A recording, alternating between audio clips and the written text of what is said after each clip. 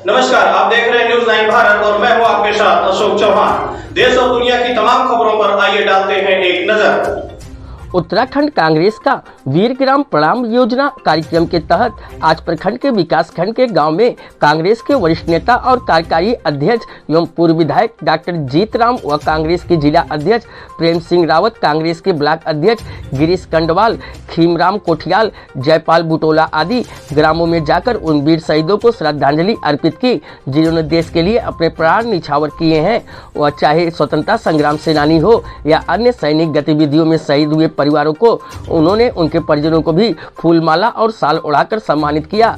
इस अवसर पर क्षेत्र के लोगों ने कांग्रेस के कार्यकारी अध्यक्ष डॉक्टर जीतराम एवं कांग्रेस के जिला अध्यक्ष सहित तमाम कांग्रेसी नेताओं का जोरदार स्वागत किया।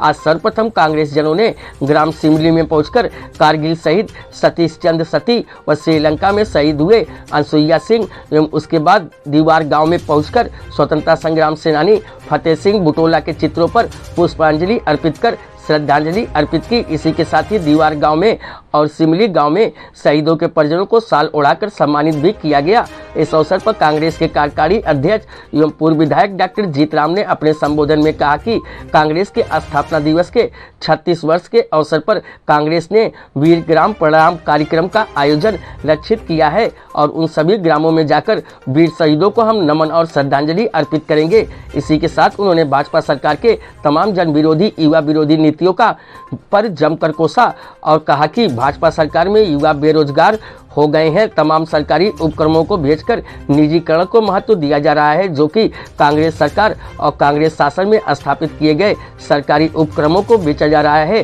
और पीछे का काम भाजपा सरकार कर रही है। उन्होंने जनता से अपील की कि भाजपा सरकार के विधानसभा चुनाव में आप जरूर जवाब देंगे और कांग्रेस को उत्तराखंड में सरकार बनाने का अवसर देंगे ताकि यहाँ के युवाओं को रोजगार मिल सके, यहाँ के लोगों को सुविधाएं, यहाँ की सड़कों की हालात सुधर सके और जिन गाँव में आज भी कई वह सड़कें पहुंचाने का काम कर पाएं, इसके लिए जनता को सब कांग्रेस की सरकार उत्तराखंड में स्थापित करनी होगी। न्यूज 9 भारत के लिए सुरेंद्र धनेत्रा की रिपोर्ट।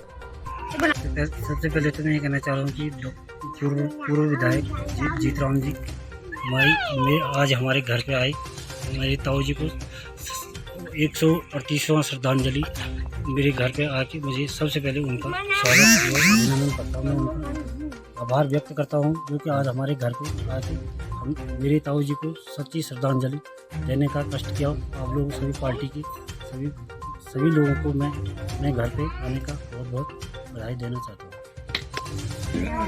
सबसे पहले तो ये हमारे ग्राम सिमली के दूरस्थ क्षेत्र ये दीवार गाँव, तो आज तक यहाँ पे शायद कोई प्रतिनिधि आया नहीं, तो हमारी प्राथमिकता ये रही कि हम अपने इस वीर ग्राम में जाएं। हमारी ये एक यात्रा है, वीर ग्राम प्रणाम एक यात्रा है।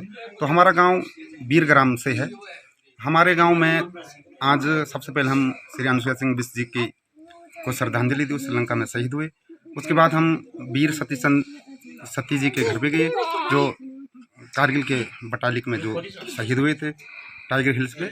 और हमारे स्वतंत्रता सेनानी हमारे दादाजी हैं श्री स्वर्गीय फतेह सिंह बुटोला जी, तो इनको हम इनके घर पे आए, यहाँ पे हमने श्रद्धांजलि दी और अच्छा भी लगा। अपने घर ही पे आए हैं हम और पूरे कांग्रेस परिवार को हम काफ़ी आभार हैं उनके कि वो इस गांव में आए और ये श्रद्धांजलि स्वतंत्रता सेनानी श्री स्वर्गीय फतेह सिंह जी बुटोला जी को दी। और उनको अब हम सच्ची श्रद्धांजलि हम तभी मानेंगे जब हमारी सरकार आएगी, तो इस गांव में सर्वप्रथम उन्हीं के नाम पे हम यहाँ पे जो भी 2-2.5 किलोमीटर रोड है उन्हीं के नाम पे ये रोड काटेंगे और तभी हम सच्ची श्रद्धांजलि उनको माने जाएगी। सर्वप्रथम तो जो हमारी पार्टी का जो कार्यक्रम है ग्राम वीर शहीद यात्रा, उसके तहत हमने एक निर्णय किया कि हमारी दूरस्थ ग्राम ये न्याय पंचायत सिमली है, उसमें हम इसको मनाएंगे। और आज सब लोगों ने यहाँ पर आकर, हमारे पूर्व विधायक जी ने, हमारे जिला अध्यक्ष जी ने, सब लोगों ने आकर के इस कार्यक्रम को यहाँ पर उन्होंने श्रद्धांजलि दी है। और हम इस कार्यक्रम को प्रत्येक गांव तक, जहां तक सही होगा वहां तक हम पहुंचाएंगे। मैं ज़्यादा न कहते हुए पुनः एक बार आप सभी लोगों का जो यात्रा में शामिल हुए उनका धन्यवाद करता हूं कि हम जो है कदम कदम बढ़ाए जाएं, कांग्रेस के गीत गाते जाएं। यही हमारा एक वो है कि हम इसको लेकर के प्रत्येक गांव तक जाएंगे और 2022 में कांग्रेस को विजय बनाने में पूर्ण सहयोग करके विजय बनाकर रहेंगे। देखिए, ये हमारा कोई इलेक्शन से कोई मतलब नहीं है। कांग्रेस पार्टी ने एक निर्णय लिया है कि वीर ग्राम प्रणाम यात्रा, जहाँ जहाँ पूरे देश के अंदर में गांव के अंदर जिन्होंने अपने जो देश के लिए अपनी जानें दी, शहादत दी है, उनको कांग्रेस पार्टी ने पद यात्रा का रूप दे करके उसके लिए सम्मानित करने का निर्णय लिया। आज हम नारायणबगड़ के सिमली गांव में आए हैं। हमने सबसे पहले जो है अनुसुईया प्रसाद बिष्ट जी थे, उनको सम्मानित किया उनके घर में। उसके बाद सतीश जी के वहाँ गए थे और उसके बाद भी बहुत ही सम्मानित हमारे स्वतंत्रता संग्राम सेनानी यहाँ पे आए हैं, उनके घर में आए, फतेह सिंह जी के घर में आए हैं, उनको हमने सम्मानित किया है।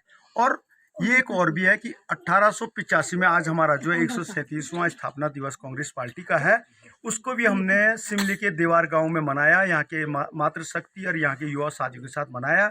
और हम एक संदेश देना चाहते हैं कि कांग्रेस ने इस देश को आज़ाद करने में अपनी शहादत दी है और उसी क्रम में यहाँ पे फतेह सिंह ने भी अपनी शहादत दी।